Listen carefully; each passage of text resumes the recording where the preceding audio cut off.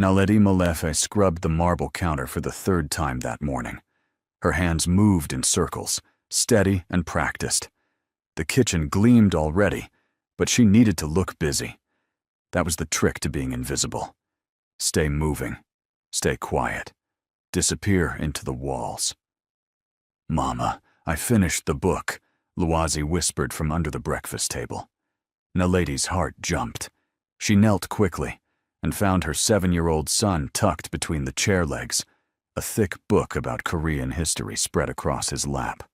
"Luazi, baby, I told you to stay in our room when Mr. Yoon is home. But he left already. I heard the car. Smart boy. Too smart sometimes."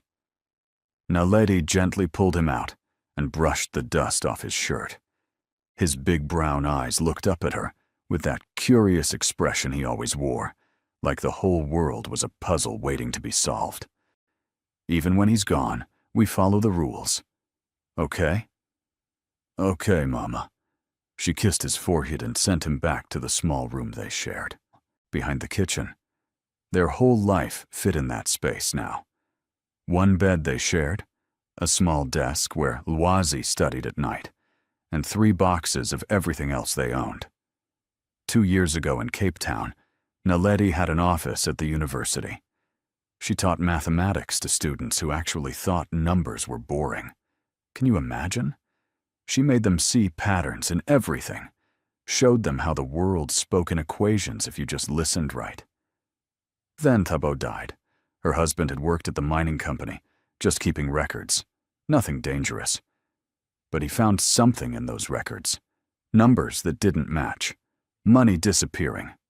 Workers getting sick, and the company hiding reports. He told her about it one night, excited like he'd solved a big problem. "We have to report this, Naledi. People are dying." 3 days later, Thabo's car went off a cliff. Police called it an accident. But Naledi knew numbers, and the numbers didn't lie. The brake lines were cut. Her husband was murdered. She ran. Took Luazi and whatever money she had saved, and ran before they decided she knew too much, too. A friend helped them get to South Korea. False papers, new identity, just disappear, and stay alive. Now she cleaned floors. A PhD in mathematics, and she cleaned floors. Before you think this is just another sad story, wait. Just wait. Because sometimes life puts you exactly where you need to be, even when it looks all wrong. If you want to see how a maid and her son changed everything for a powerful man, hit that subscribe button. You won't believe what happens next. The front door opened around 8 that evening. Naledi was preparing Mr. Yoon's dinner. Nothing fancy, just the way he liked it. Simple rice, grilled fish, and kimchi. He never asked for special meals or complicated dishes. Actually, he barely spoke to her at all. Yoon Si-woo walked into the kitchen and stopped. He always stopped, just for a second, when he saw her there. Like he forgot she existed and had to remember all over again. "Good evening, Mr. Yoon," Naledi said, bowing slightly like she'd learned. He nodded. That was their whole conversation most days. But tonight, his eyes moved past her to the corner where Luazi sat at the small kitchen stool, working on math problems Naledi had written out. "Your son," Si-woo said. It wasn't a question, but Naledi answered anyway. "Yes, sir. I apologize. He'll go to our room now. He's doing mathematics." "Yes, sir." Advanced calculus. Naledi's stomach tightened. She'd gotten sloppy. Let Luazi work out here because the light was better. Now her boss knew her 7-year-old was solving university-level problems. Smart children attracted attention. Attention got you killed. "He likes numbers," she said carefully. Si-woo moved closer and looked at Luazi's paper. Her son kept writing, completely focused, not even noticing the tall man standing over him. "Where does he go to school?" "I teach him at home, sir." "You teach him this?" "Yes." Si-woo stared at her for a long moment. His face never showed much, always calm, always controlled. People probably thought that made him cold. Naledi thought it made him tired, like showing feelings was just too much work. "What did you do before?" he asked. "Before you came here." Every lie has to stay close to the truth, or you'll forget it. "I was a teacher, sir."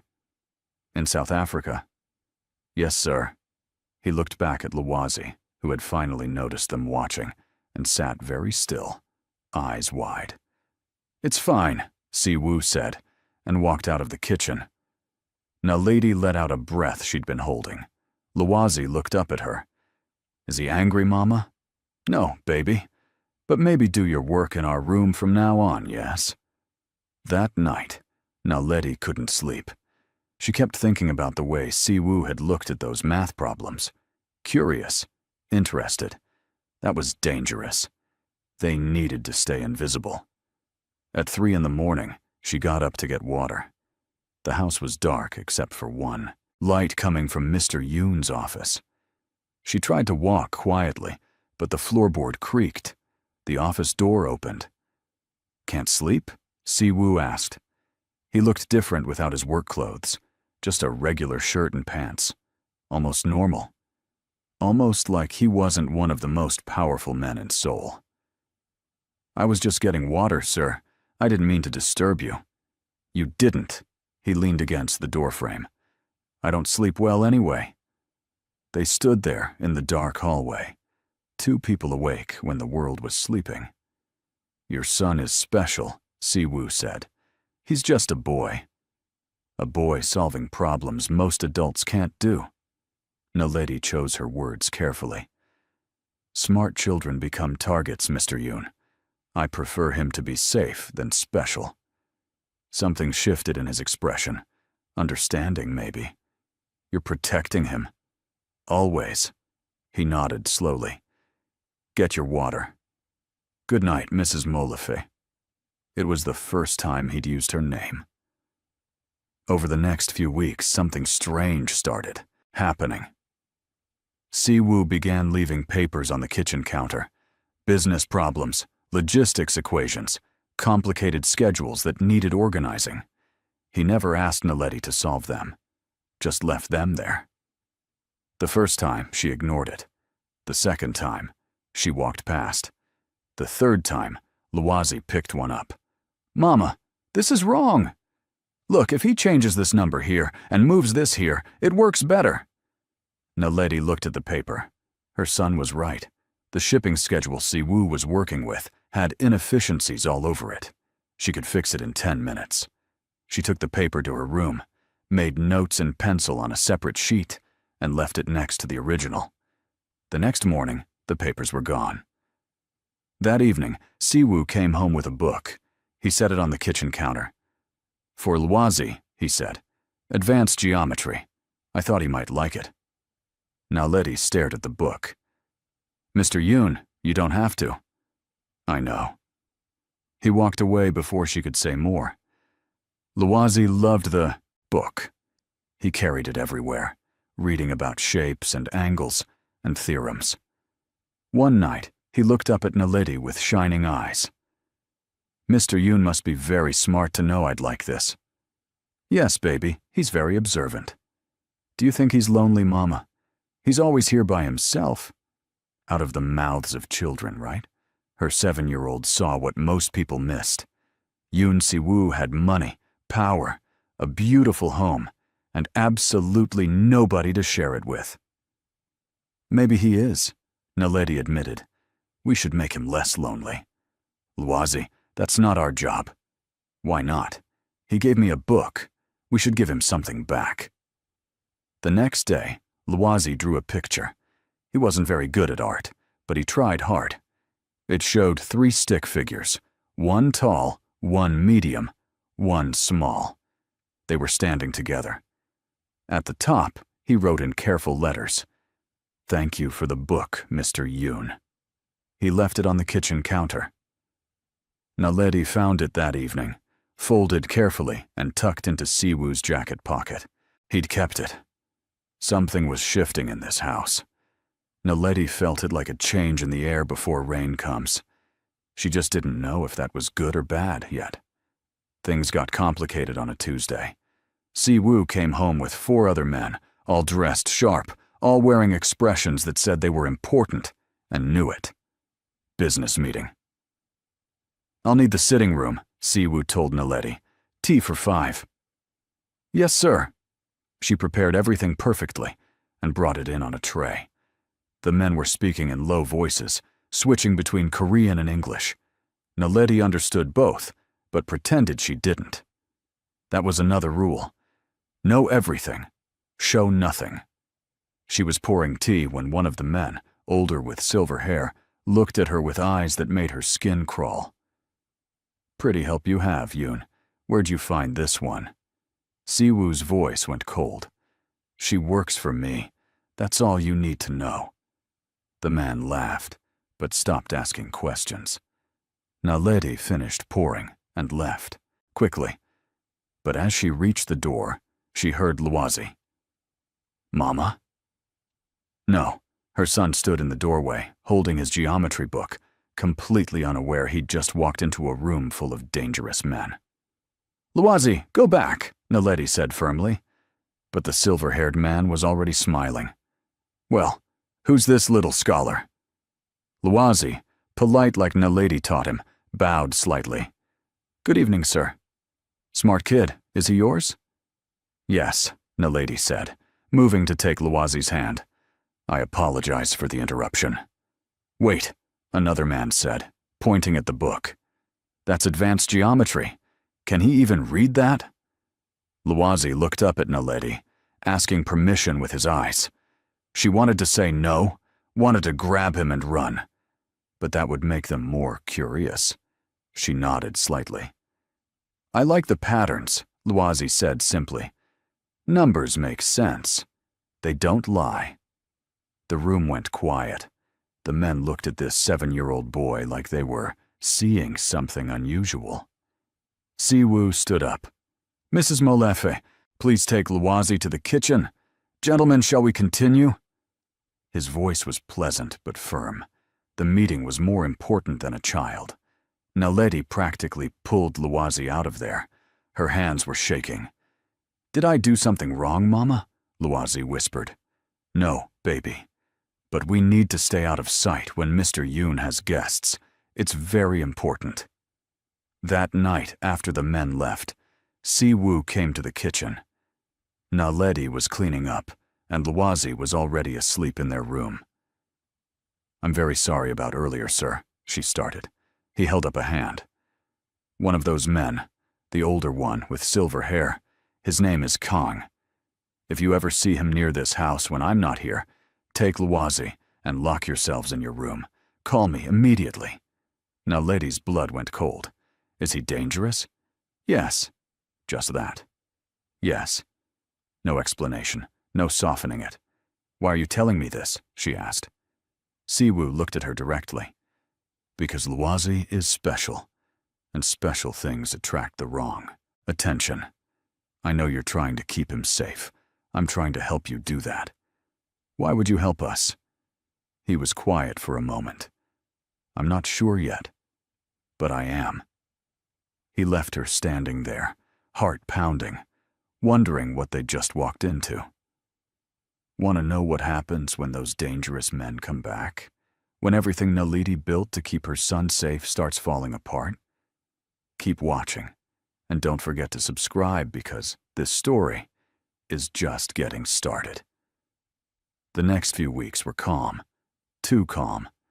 Naledi kept waiting for something bad to happen, but life just continued. She cleaned, cooked, and taught Luwazi at night. Si-woo came and went, sometimes nodding at them, sometimes stopping to see what Luwazi was reading. It was almost normal. Then one night, Naledi woke up to voices. She checked the clock, 3:30 in the morning. Someone was in the house. She crept to the door and listened. Men talking. Angry. Luwazi stirred. "Mama, sure, baby, stay quiet." She heard Si-woo's voice, calm and level. "You need to leave. Now. We're not done discussing this." That was Kang, The silver-haired man. Yes, we are. Get out of my house. You're making a mistake, Yoon. Probably. But it's my mistake to make. Footsteps. The front door opening and closing. Silence. Naledi waited 5 full minutes before opening her door just a crack. Siwoo stood in the hallway, running his hands through his hair. He looked tired. More than tired. Exhausted. He must have sensed her watching because he turned. "You heard," he said. "Are you all right, sir?" "That's what you ask? If I'm all right?" "Yes." He almost smiled. Almost. "Kang wanted me to partner with him on a business deal. I said no. He doesn't like that word." "Will there be trouble?" "Probably." That word again. Honest. Siwoo never lied to make things sound better. "Should we leave?" Naledi asked quietly. "Luazi and me, if we're making things complicated for you." "No." His voice was firm. "You're not the complication. You're—" He stopped, seemed to be looking for words. "You're the first thing in this house that feels right. Stay." Before Naledi could respond, he walked to his room and closed the door. She stood in the dark hallway, her heart doing something strange in her chest, something she hadn't felt in 2 years. Since Thabo died, she'd locked that part of herself away. Feelings were dangerous. Feelings made you weak. But Yoon Siwoo had just asked them to stay. Not ordered. Asked. The next morning, everything changed again. Naledi was making breakfast when Siwoo came into the kitchen, dressed more formally than usual. Behind him was a woman in business clothes carrying a tablet. "Mrs. Molefe," Siwoo said. "This is Miss Park. She handles HR for my company. I have a proposition for you." Naledi's hands went still. "Sir?" "I need a consultant, someone who understands complex logistics and scheduling, someone with advanced mathematics training." "You have people for that, surely." "I have people who went to expensive schools and still can't solve problems as efficiently as you do." He pulled out the papers she'd marked up weeks ago. "You fix this in minutes. My team spent 3 days on it and got it wrong. Mr. Yoon, I'm not qualified for—" "You have a PhD in mathematics from the University of Cape Town. You published 2 papers on optimization theory.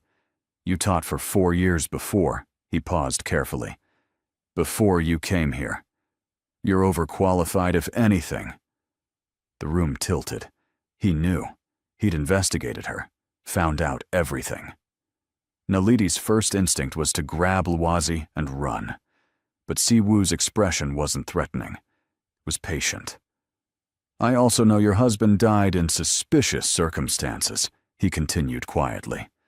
"I know you're hiding. I know Luazi can't go to regular school because records are dangerous. And I know you're working as my maid because invisible people are safe people." Miss Park looked uncomfortable, like she wasn't supposed to be hearing this. Siwoo kept talking. "I'm offering you a job using your actual skills. Better pay. Better hours. And Luazi can stay here with tutors I trust, people who won't ask questions or keep records. You'll have your own apartment in the building, not a room behind the kitchen. You can stop being invisible." "Why?" Naledi asked. Her voice came out whisper soft. "Why would you do this?" "Because wasting your brain on cleaning my floors is stupid. And I don't like stupid things." It was so blunt, so completely honest, that Naledi almost laughed. No pretty speech about helping people or being kind. Just, it's stupid to waste resources. "What if I say no?" she asked. "Then nothing changes. You keep your job as you have it. I don't force people, Mrs. Molefe." Luazi appeared in the doorway, rubbing sleep from his eyes. "Mama? What's happening?" Siwoo looked at her son, then back at her. "Think about it. You don't have to decide now." He left with Miss Park, leaving Naledi standing in the kitchen with her mind spinning. Luazi tugged her sleeve. "Mama, you look scared."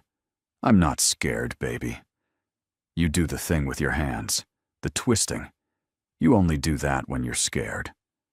She looked down. He was right. She was wringing her hands without realizing it. Mr. Yoon offered Mama a different job, a better one. That's good, right? Was it? Better pay meant stability, meant maybe one day they could stop hiding. But it also meant getting closer to Siwoo's world, and his world had men like Kong in it. "I don't know yet, baby." That afternoon, while Wazi napped, Naledi did something she hadn't done in months. She prayed. Not in a church or formally, just sat quietly and talked to God, like he was sitting right there. "I don't know what to do, Lord. I want to keep Lawazi safe, but I also want to stop being scared all the time. Is this an opportunity from you? Or is it a test? I need wisdom.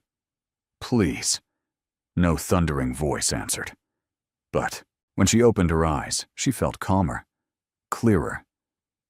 That evening, she found Siwoo in his office. "I have 3 conditions," she said. He looked up, interested. "Go on." 1. Luazi's identity stays completely protected. No records, no paper trails, nothing. Agreed. 2. I won't do anything illegal. I don't care how good the pay is. My consulting firm is completely legitimate. You'll be working on supply chain optimization, scheduling, and efficiency models. All legal. 3. If I ever want to leave, for any reason, we can go. No strings, no obligations. This one he thought about longer. "That's hard for me," he admitted. "I don't like losing valuable people. That's my condition." "All right. Agreed." Naledi took a breath. "Then I accept." Siwoo stood and extended his hand. She shook it. His grip was firm, warm. "Welcome to the team, Dr. Molefe." It was the first time anyone had called her doctor in 2 years. She'd forgotten how good it felt to be seen as more than just hands that cleaned. The move to the new apartment took 1 day, because they barely owned anything. Miss Park helped, cheerful and efficient. The apartment was small but bright, with 2 bedrooms, a real kitchen, and windows that showed the city.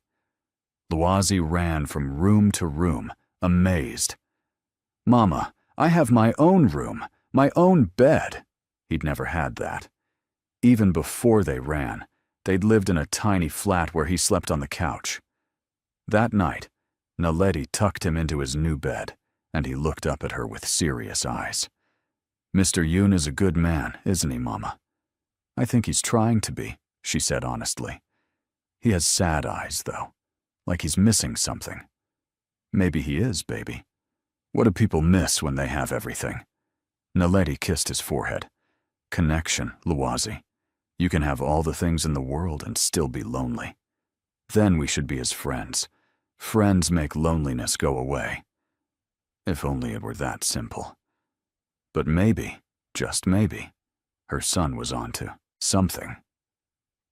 The consulting job was harder than Naledi expected, not because the work was difficult, but because Siwoo's business world was complicated in ways she hadn't imagined.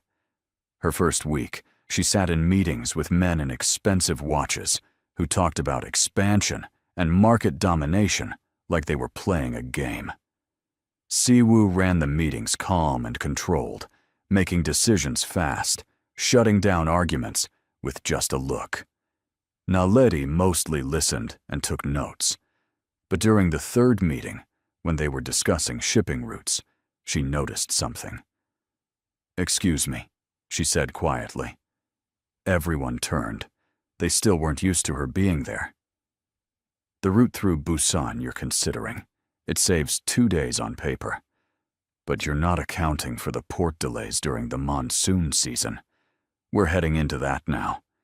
You'll actually lose 4 days and pay premium fees for rushed processing." The logistics manager frowned at his papers. "I didn't calculate weather patterns." "You should. Route it through Incheon instead and use the smaller port. Adds 1 day normally, but during monsoon season, you'll still come out 3 days ahead." Siwoo leaned back in his chair. "Check her numbers. They did. She was right. After the meeting, Saiwoo stopped her in the hallway. You just saved the company 200 million won. I just did mathematics, Mr. Yoon. Keep doing mathematics then? He almost smiled. Almost. Word spread fast.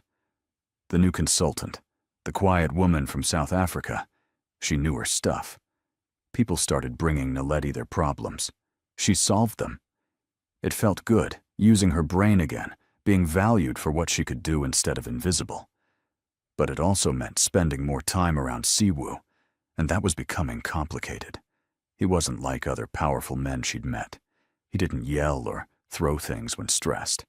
Didn't demand people agree with him. He listened, really listened, then made choices. And if he was wrong, he admitted it and changed course. You're staring, he said one evening. They were alone in the office, going over quarterly reports. Everyone else had gone home hours ago. Naledi blinked. Sorry, I was thinking. About? You're different than I expected. Different how? She chose words carefully.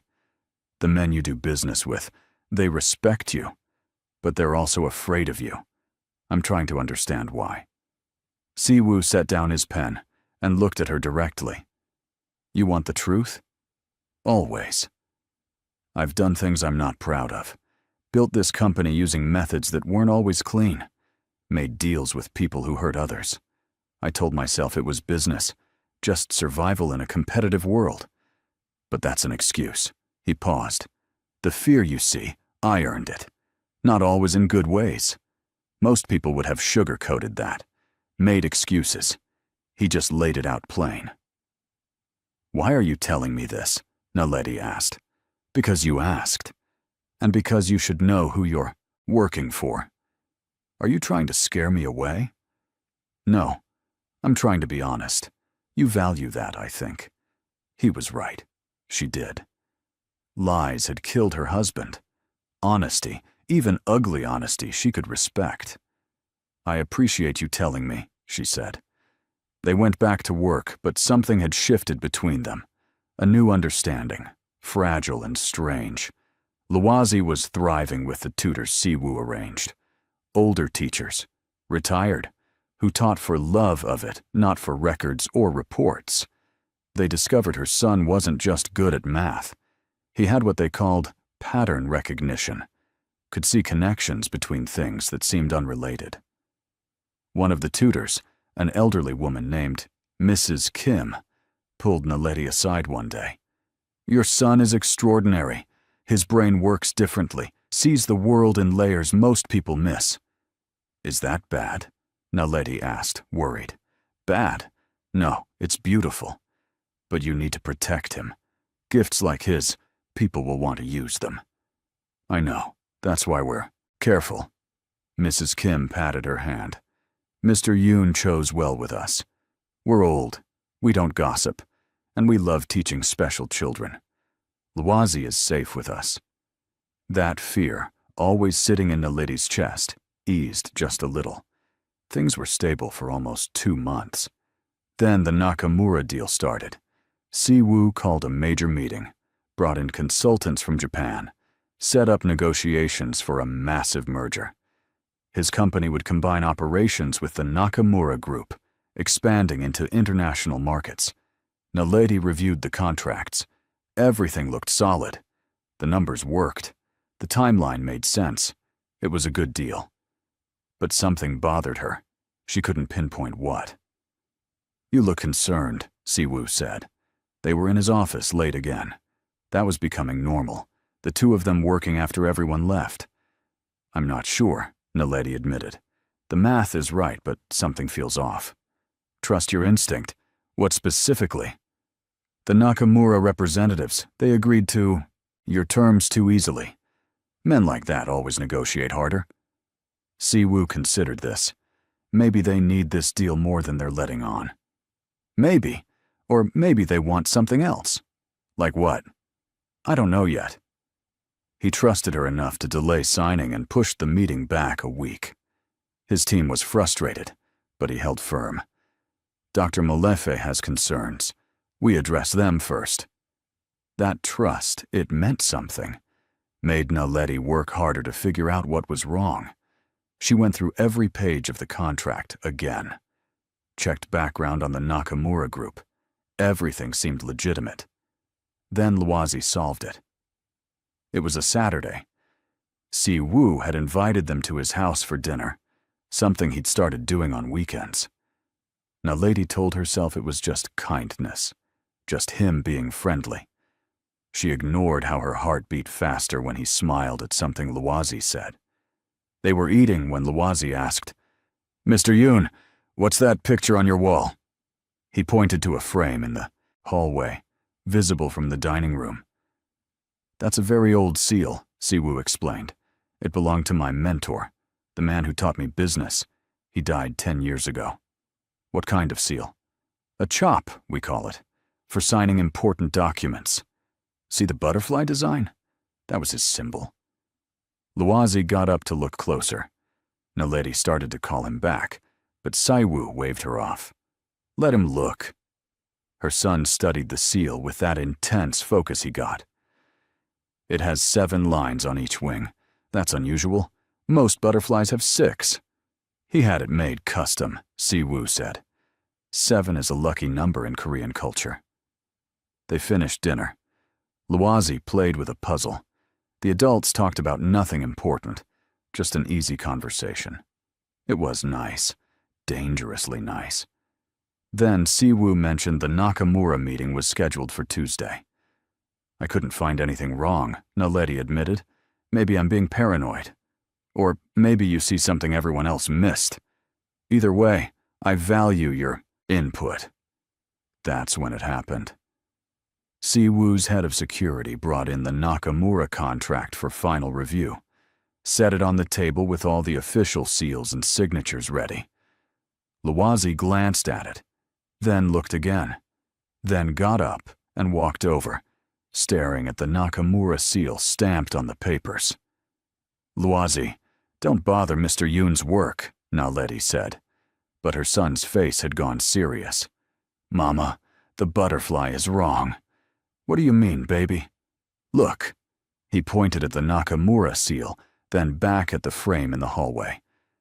Mr. Yoon's teacher had 7 lines. This one only has 6. The room went very still. Si-woo stood up slowly and looked at the seal on the contract. His face didn't change, but Naledi saw his jaw tighten. "You're sure?" he asked Luazi. 7 versus 6? "Yes, sir. I counted 3 times. Si-woo pulled out his phone and made a call. "Get me everything on the Nakamura delegation. Now. I want backgrounds, photos, and verification of identities. Everything." He hung up and looked at Naledi. His eyes were different, sharp and dangerous. "If that seal is wrong," he said quietly, "then those aren't Nakamura representatives." Naledi's stomach dropped. "Who are they?" "People who want me dead." If you think your heart is racing now, just wait. The next part is going to blow your mind. Make sure you're subscribed, because you do not want to miss what happens when Si-woo figures out who's really behind this deal. The security team worked through the night. Naledi took Luazi home but couldn't sleep. She kept thinking about her son, her brilliant boy, who might have just saved Si-woo's life by noticing butterfly wings. At 6 in the morning, her phone rang. "Si-woo. Can you come to the office? Bring Luazi. I need him to verify something." They arrived to find Si-woo's office full of people, computer screens everywhere, photos spread across the table. Luazi held Naledi's hand tightly. "Are we in trouble, Mama?" "No, baby. You did something. Very good." Si-woo saw them and came over. He knelt down to Luazi's level. "You might have saved a lot of people yesterday," he said seriously. "I need you to look at some pictures and tell me if you recognize anyone. Can you do that?" Luazi nodded. Si-woo showed him photos of the Nakamura delegation. "These are the men who came to meet with me. Do any of them look familiar? Maybe from when you've been at my house." Luazi studied each picture carefully. Then he pointed. "This one. He was at your house before. The night Mama told me to stay in our room because you had guests. He has a mark on his hand, see? Right there. Same mark. The security chief leaned in. That's Kong's lieutenant. We couldn't confirm it was him because he had surgery to change his face. But the birthmark, that doesn't change. Siwoo stood up, his expression ice cold. So Kong sent imposters pretending to be Nakamura. The plan was what? Kill me during the signing? Probably. The contract has a clause that, transfers operational control immediately upon your signature. They'd take over the company, then eliminate you. Make it look like an accident. Naledi felt sick. They'd been this close to signing. If Luozi hadn't noticed those butterfly wings. Siwoo touched her elbow gently. Step outside with me. They went into the hallway. Luozi stayed with the security team, who were showing him pictures of butterflies now to keep him occupied.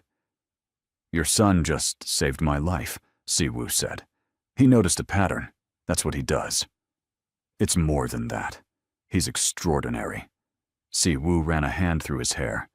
Which means I just put a target on his back. What do you mean? Kong's people were in that room when Luozi walked in, remember? They saw how smart he is. Now they know he's the reason their plan failed. He looked at her with something like pain in his eyes. I'm sorry, Naledi. I brought danger to you. It was the first time he'd used her first name. She barely noticed because fear was climbing up her throat. What do we do? She whispered. We protect him. Both of you. I have a safe house, completely secure. You'll stay there until I handle this situation. Handle it how? His expression went hard. However necessary. No. Naledi grabbed his arm. Don't do something that makes you into what they are. Please. He looked down at her hand on his arm, then at her face. They tried to kill me, and now they're threatening your son. You want me to just let that go? I want you to be smart about it. You're better than them, Siwoo. Don't prove me wrong. Using his first name just slipped out, but it made him pause, softened something in his face. What do you suggest, then? He asked. You have evidence now, real evidence. Use it. Go to the authorities, expose them. Let the law handle it. The law doesn't always work against men like Kang. Then make it work. You have resources, connections. Fight them the right way. He studied her for a long moment. You still believe people can be good, after everything you've been through. I believe you can be good. I've seen it. Something passed between them in that quiet hallway. Something neither of them was ready to name yet. All right, Siwoo said finally. We do it your way. But you and Luozi still go to the safe house until this is over. That's not negotiable. She nodded. Okay. The safe house was actually a penthouse apartment in a building Siwoo owned. Top floor, private elevator, security cameras everywhere. This is your idea of a safe house? Naledi asked, looking around at the expensive furniture. I don't do anything halfway, Siwoo said. My head of security lives 2 floors down. There are guards in the lobby. No one gets up here without clearance. Luozi was already exploring, amazed by the space. Siwoo's phone rang constantly. He answered in short, clipped sentences, setting things in motion. That evening, he sat down with Naledi and explained the plan. He'd contacted both Korean authorities and international agencies, provided evidence of Kang's organization, the fake identities, the attempted fraud. They were building a case. How long? Naledi asked. Could be weeks, maybe a month. We just stay here that whole time? Is that a problem? Luozi needs routine. He needs his tutors. I'll bring them here. Siwoo, you can't just upend your whole life for us. He looked at her steadily. Watch me. The first week was strange. Siwoo came every evening after work.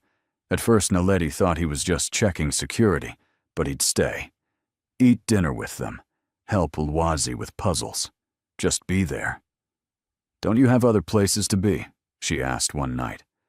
They were alone in the kitchen. Luwazi had fallen asleep on the couch. "Probably," Siwoo admitted, "but I'd rather be here." "Why?" "You really have to ask?" Her heart did that jumping thing again. "Siwoo, I know, it's complicated. You work for me. You're hiding from people who want to hurt you. I come with my own set of dangerous complications." He moved closer. "But being around you and Luwazi, it's the first time in years I've felt like a person instead of just a businessman." "We're not your redemption project," Naledi said softly. "I know that too. You're real. You call me out when I'm wrong. You make me think about who I want to be instead of who I've been. And Luwazi, he looks at me like I could be someone good." "You are someone good."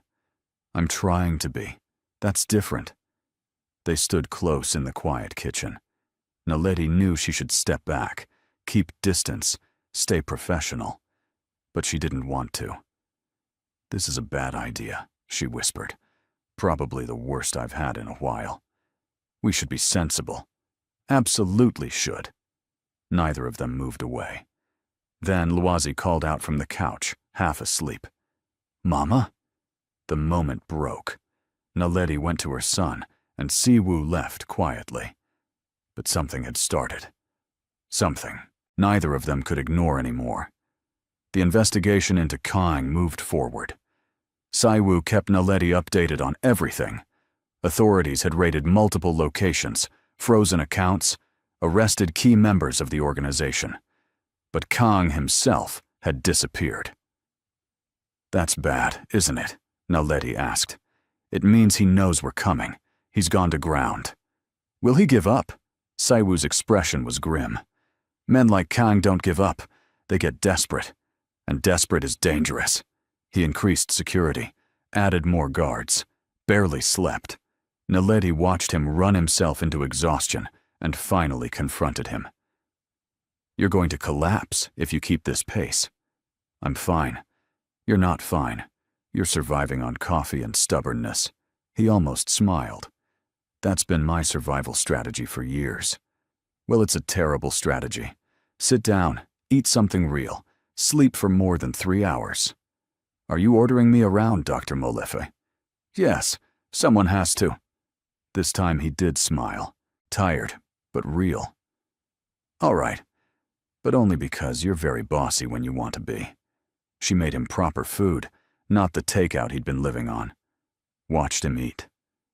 "Thank you," he said quietly. "For food? For caring? People don't usually." "Don't usually what?" He shrugged. "Care about me as a person. They care about what I can do for them, what I'm worth. But you yell at me for not sleeping. That's different." Naledi's heart hurt for him, this powerful man who had everything except people who saw him. "You're worth caring about, Siwoo. As a person, not a business asset." He looked at her with an expression she couldn't read. Vulnerable and hopeful and scared all at once. "Naledi, he started. Luwazi walked in. "Mama, I had a bad dream." Perfect timing, as always. She went to comfort her son, and when she looked back, Siwoo was gone. That night, lying in bed, Naledi had to face the truth. She was falling for Yoon Siwoo, maybe had been since the first time he'd looked at Luwazi's math homework with interest instead of dismissal. Since he'd offered her a job using her real skills. Since he'd knelt down to her son's level and spoken to him with respect. But falling for him was complicated. He lived in a dangerous world. She was still hiding from her past, and Luwazi had to come first, always. Still, her heart didn't care about logical arguments. It just kept reaching toward this man who was trying so hard to be better than he'd been. The break in the case came 2 weeks later. One of Kang's associates, facing serious charges, made a deal. Gave up locations, bank accounts, everything, including Kang's hideout. The authorities moved in fast, arrested him, and what was left of his organization. It was over. Siwoo came to the penthouse that evening looking lighter than Naledi had ever seen him. "It's done," he said. "Kang's in custody. The whole network is dismantled. You're safe." Luazi cheered. "Does this mean we can go home?" "You can go anywhere you want," Siwoo said. But he was looking at Naledi when he said it. That night, after Luazi went to bed, they sat together on the balcony. The city stretched out below them, lights everywhere. "What happens now?" Naledi asked. "That depends on what you want." "What I want is complicated. Most good things are." She took a breath. "I want Luazi to be safe. I want to use my skills doing work that matters. I want... what else? I want to see where this goes. You and me. But I'm scared." "Me too," Siwoo admitted. "I'm terrible at relationships. I work too much. I have a past that's messy. And I still don't know how to be the kind of man you and Luazi deserve. Maybe you don't have to be perfect. Maybe you just have to be present." He reached over and took her hand, just held it, gentle and careful. "I can do present," he said. They sat like that, hands linked, looking at the city, not rushing into anything, just being. Inside, Luazi slept peacefully, safe and loved.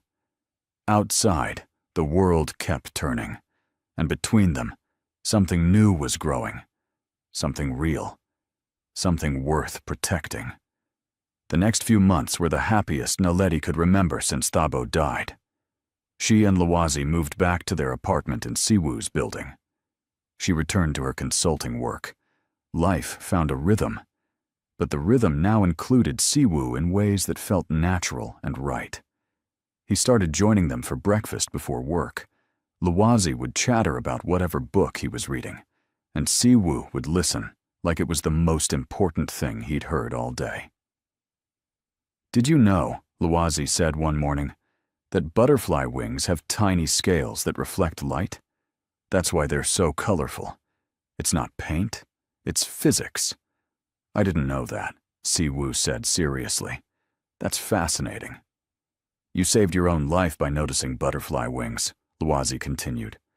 "So maybe butterflies are lucky for you." Naledi and Siwoo exchanged looks across the table. Her son had no idea how right he was. At work, Naledi had become essential to the company. Siwoo's team brought her their hardest problems. She solved them. The business grew. But more than that, she watched Siwoo change how he operated. He cut ties with questionable partners, refused deals that smelled wrong, even if they were profitable, started building the kind of company that didn't require looking over your shoulder. "You're going straight," one of his old associates said during a meeting. "Going soft." "No," Siwoo replied calmly. "I'm going sustainable. There's a difference." Naledi smiled from her seat at the table. There's a difference. He was learning. One evening, about 4 months after the Kong situation ended, Siwoo asked Naledi to dinner, just the two of them. "What about Luazi?" she asked. "Mrs. Kim offered to watch him. She's teaching him to make Korean dumplings." "You planned this." "I did. Is that okay?" Her heart fluttered. "Yes, it's okay." The restaurant was small and quiet, the kind of place locals knew, but tourists didn't find. They sat across from each other, and for a moment neither spoke. "I'm nervous," Siwoo admitted. "You? Nervous? You negotiate million-dollar deals without blinking." "Those are easy. This matters." Naledi reached across the table and took his hand. "It matters to me, too." They talked through dinner about everything and nothing. He told her about growing up, about his mentor who'd taught him business, about the loneliness of building an empire with no one to share it with. She told him about Thabo, about the pain of losing him, about the fear of running with a small child to a country where she didn't speak the language. "You're the bravest person I know," Siwoo said. "I'm not brave. I was just trying to keep my son alive." "That's what makes it brave. You didn't have a choice, but you kept going anyway." After dinner, They walked through a park. Spring was starting, trees budding with new leaves. "Naledi," Siwoo said, stopping on the path. "I need to tell you something." Her stomach tightened. "Okay. I'm falling in love with you. Probably already have fallen. And I know it's complicated, and maybe too soon. And you might not feel the same way. But I needed you to know." She looked up at this man, this powerful, dangerous, surprisingly gentle man, and felt her own truth rising up. "It's not too soon," she said softly. "And I do feel the same way. I fought it for a long time because falling for you seemed impossible and scary and inevitable. Like numbers adding up to the only answer that makes sense." He smiled, really smiled, bright and unguarded. Then he cupped her face gently. "Can I kiss you?" he asked. Yes, he did. Soft and careful, like she was precious, like he'd been waiting forever for this moment. When they pulled apart, Naledi was smiling too. "Well," she said, "that was worth waiting for." "We should probably talk about what this means," Siwoo said. "I don't want to rush you or pressure you or—" "Siwoo." "Yes? Stop overthinking. We figure it out as we go. Together. Together. I like that word." They walked back hand in hand, and Naledi felt something she hadn't felt in years. Hope. Real hope for a future that wasn't just survival. Telling Luazi was easier than expected. Kids notice everything anyway. "So Mr. Yoon is your boyfriend now?" he asked Naledi the next morning. She blinked. "How did you? You smile differently. And he smiles differently. And you hold hands now."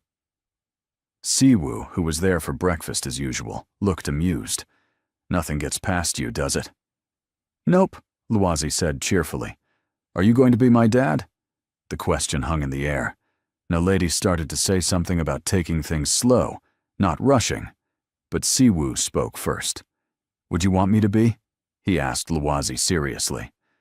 Luazi thought about it with his usual careful consideration. "My first dad died. I don't remember him much, but Mama says he was good and smart and brave."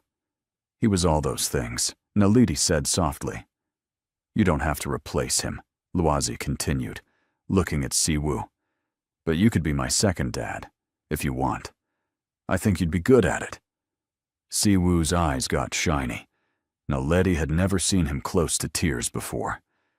"I'd be honored," he said, voice rough. "I'm not perfect, and I'll probably mess up sometimes. But I promise to always try my best." "That's all anybody can do," Luazi said wisely. Then he went back to his cereal like he hadn't just rearranged all their lives. Naledi met Siwoo's eyes across the table. He looked overwhelmed, happy and terrified. She mouthed, "You okay?" He nodded, mouthed back, "Best morning of my life." They settled into being a family slowly, carefully.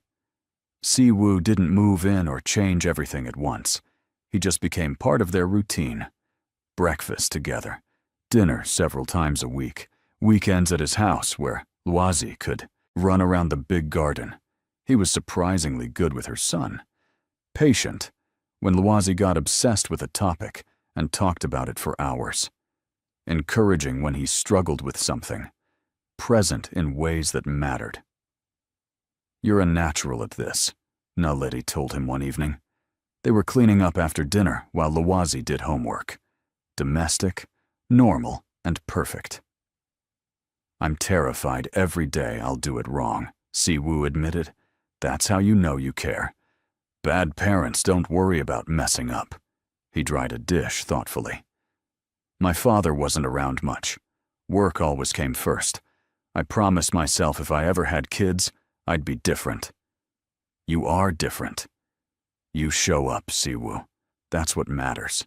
He kissed her temple. "We show up. You've been doing this alone for years. I'm just trying to catch up." About 6 months into their relationship, things got complicated in a new way.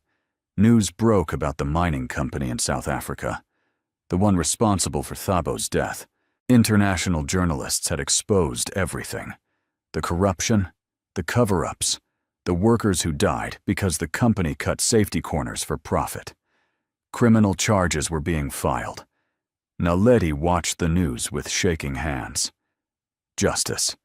Finally justice for Thabo and all the others. They want me to testify, she told Siwoo. The prosecutors reached out. They found me somehow.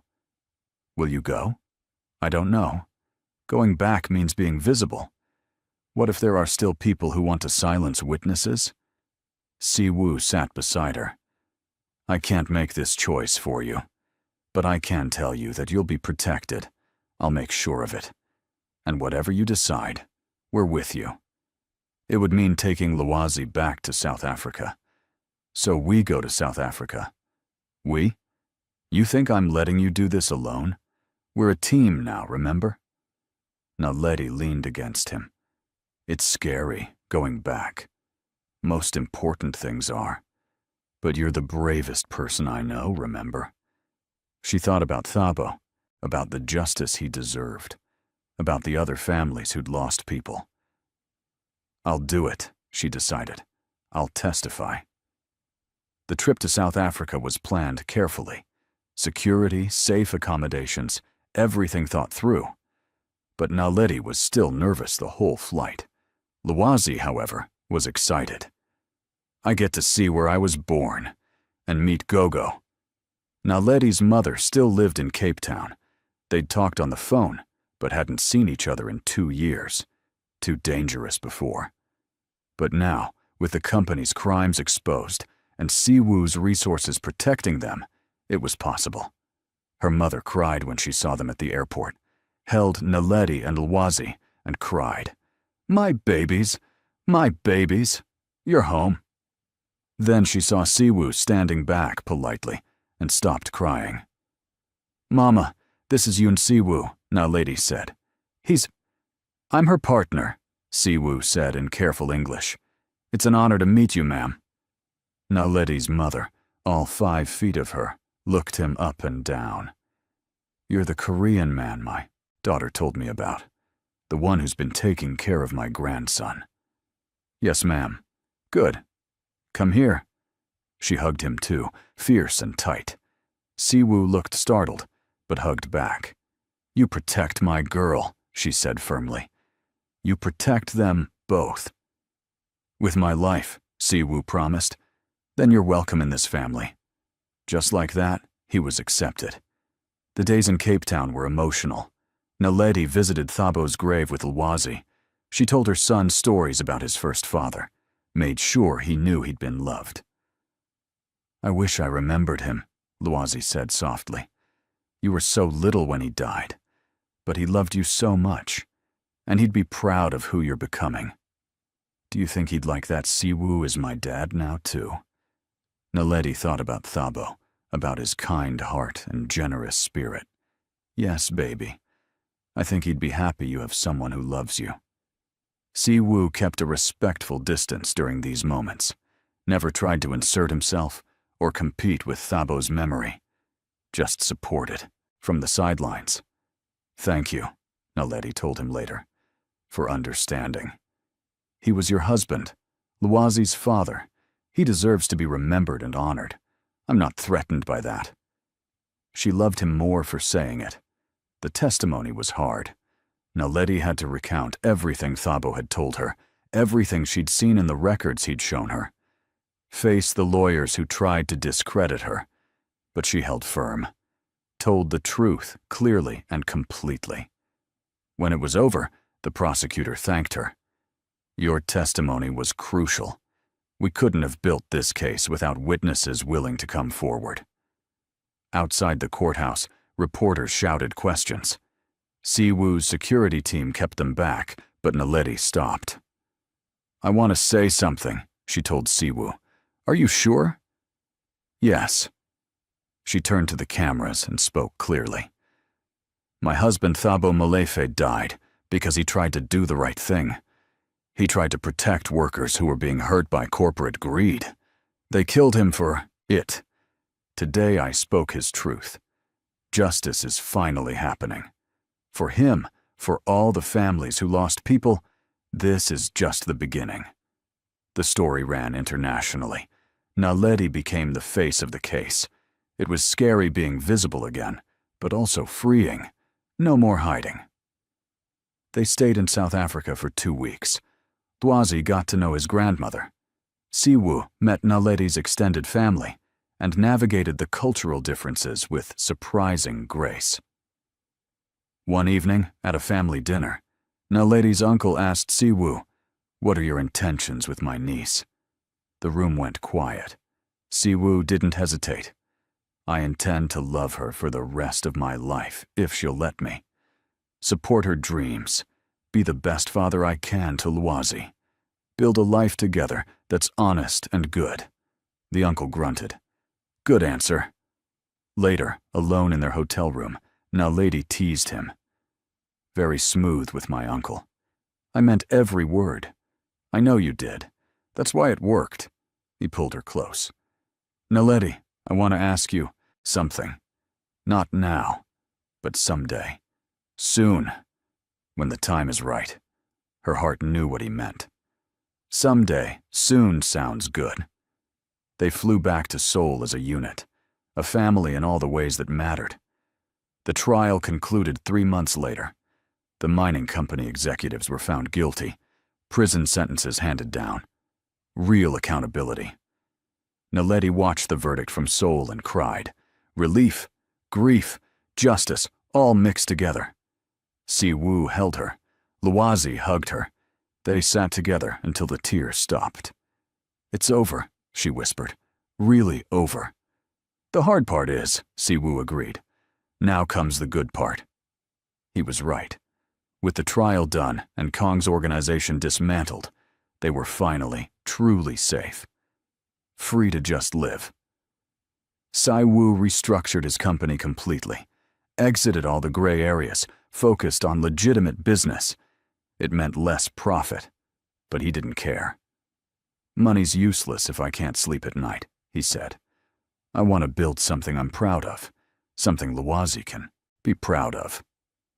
Naledi watched him become the man he'd always had the potential to be. It was beautiful. 1 year after that first dinner, Siwu planned something special. He told Naledi they were going out to celebrate her birthday. "But my birthday's not for 2 months," she said. "Just come. Trust me." They drove to his house, the one where she'd worked as a maid years ago. So much had changed since then. The garden was decorated with lights, a small table set for 3. "3?" Naledi asked. "Lwazi needs to be here for this." Her son came running out, grinning. "Mama, look how pretty!" They sat down to dinner under the stars. Simple food, nothing fancy, just family. After they ate, Siwu stood up. He looked nervous. "I had a whole speech planned," he said. "Practiced it for weeks. But I'm just going to say this simply." He knelt down and pulled out a small box. Naledi's hands flew to her mouth. "Naledi Molefe, you walked into my life when I was lost. You and Lwazi showed me what matters. Family, honesty, love, being good instead of just being powerful." He opened the box. "I want to spend the rest of my life with you, officially, legally, completely. Will you marry me?" Tears ran down her face, happy tears this time. "Yes," she said. "Yes, absolutely, yes." He slid the ring on her finger, and she pulled him up to kiss him. Lwazi cheered. "Does this mean we'll all have the same last name?" her son asked. "If you want," Siwu said. "We can all be Yuns, or all be Molefes, or keep our names, whatever feels right." Lwazi thought about it. "Can I be Lwazi Molefe Yun? Keep both?" "Perfect solution," Naledi said, laughing and crying. They stood together in the garden, the 3 of them, and Naledi thought about how far they'd come. From that terrifying day when Lwazi had said, "Daddy, don't sign that," to this moment, choosing each other completely. The wedding was small. Naledi's family flew in from South Africa. Siwu's few trusted friends attended. Mrs. Kim cried through the whole ceremony. Luwazi was the ring bearer and took his job very seriously. He walked down the aisle with the rings on a pillow, concentrating hard. When the officiant asked if anyone objected, Luwazi said loudly, "I think it's great!" Everyone laughed. Siwoo and Naledi exchanged vows they wrote themselves. "I promise to love you in the simple ways," Siwoo said. "Showing up, listening, being present, making you laugh, supporting your dreams, being the man you and Luwazi deserve." Naledi's vows were just as simple. "I promise to be your partner in everything, to call you out when you're wrong and celebrate when you're right, to build a life with you that's honest and good and full of love." They kissed as husband and wife, and the small crowd cheered. At the reception, Luwazi gave a speech. He'd insisted on it. "My first dad died when I was little," he said into the microphone. "Someone had to lift him up to reach it. I don't remember him, but Mama says he was good. Now I have a second dad who's also good. Some kids have one dad. I have two. One in my heart and one here with me. I'm very lucky." There wasn't a dry eye in the room. Life after the wedding was beautifully normal. They moved into Siwoo's house together. Luwazi got his own room and decorated it with books and puzzles. Naledi set up a home office where she could work. Siwoo cut back his hours at the company, promoted people he trusted to leadership positions, made space in his life for what mattered. Breakfast together every morning, dinner as a family every night, weekends exploring Seoul or just staying home. Simple routines that meant everything. One evening, about 6 months after the wedding, they were all in the living room, Luwazi doing homework, Siwoo reading reports, Naledi working on a consulting project. Luwazi looked up suddenly. "We're happy, aren't we?" Naledi smiled. "Yes, baby. We're very happy." "Good. I just wanted to make sure everyone knew." Siwoo set down his papers and went to sit by Luwazi. "You know what? We should celebrate being happy." "How?" "Ice cream run. Right now. All of us." "It's 8 o'clock on a Tuesday," Naledi pointed out. "Exactly. Breaking the rules for ice cream. Come on." They piled into the car and drove to Luwazi's favorite ice cream place, got cones, and walked around the neighborhood, laughing about nothing important. This was it, Naledi thought. This was the life she'd dreamed of when she was running, scared with a small child. Safety, love, family, joy. They'd fought hard to get here, through danger and fear and uncertainty, but they'd made it. That night, after Luwazi was asleep, Naledi and Siwoo sat in their room talking. "Do you ever think about having more kids?" Siwoo asked. "Sometimes. Do you want more?" "I think I'd like Luwazi to have a sibling, but only if you want that too." Naledi considered it. "Let's see what happens. No pressure, no plans. Just be open to it." "I like that approach." She curled against him. "We're really doing this, aren't we? The whole life together thing. We really are. Having second thoughts?" "Not even a little bit." He kissed her head. "Good, because you're stuck with me now." Best decision I ever made. They fell asleep wrapped around each other, safe and loved. The story could end here, with everyone happy and settled. But life keeps going, doesn't it? There's always more. 2 years later, Naledi gave birth to a daughter. They named her Thanduwe, which means beloved. She had Naledi's eyes and Siwoo's serious expression. Luwazi, now 11, was obsessed with his baby sister. He read to her constantly, showed her his books, and explained mathematics like she could understand. "She's going to be so smart," he declared. "I'm teaching her everything." Siwoo's company became a leader in ethical business practices. Other corporations studied how he'd transitioned from questionable methods to complete legitimacy, without losing competitiveness. He was invited to speak at conferences and share his story. He always gave the same message. Change is possible. It's hard and sometimes costly, but possible. And it's worth it. Naledi ran her own consulting firm now, helped companies optimize their operations, and taught mathematics online to students all over the world. She'd found a way to use her gifts that mattered. Sometimes, late at night, she'd think about how it all started. Her working as a maid, invisible and scared. Luazi notices butterfly wings, everything that came after. "What are you thinking about?" Siwoo would ask. "How one sentence changed everything. Daddy, don't sign that." "Best sentence anyone ever said to me. Luazi saved your life." "No. You both saved my life, just in different ways."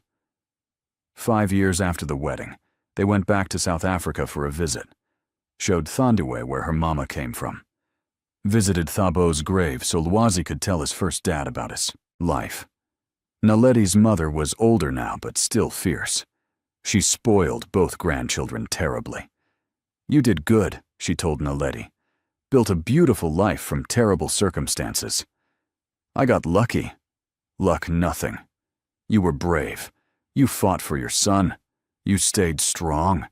Don't diminish that." Maybe her mother was right. Maybe it was both. Bravery and luck and love all mixed together. The trial had led to reforms, new safety regulations for mining companies, better protections for workers. Thabo's death had meant something, changed things. "He'd be proud of you," Siwoo said at the grave. "I hope so." "He would be. You honored his sacrifice by fighting for justice, and you built a good life for Luazi. That's what any parent wants." They stood there together, paying respects to the man who'd come before, who'd made it possible for Luazi to exist. "Before you go, I need you to do something. If this story touched you, if you felt something real, hit that subscribe button. Right now. Share this with someone who needs to hear that second chances are real, that families come in all forms, that love can grow in the most unexpected places. Don't just watch, be part of this community. Subscribe, and let's share more stories that matter. Back in Seoul, life continued its beautiful routine. Luazi started high school, brilliant as ever, but also learning to be a regular kid. Made friends, played sports badly but enthusiastically, had crushes he told his mama about. Thandiwe grew into a curious, fearless little girl who kept everyone on their toes. And Siwoo and Naledi grew together, through challenges and joys and the ordinary moments that make up a life.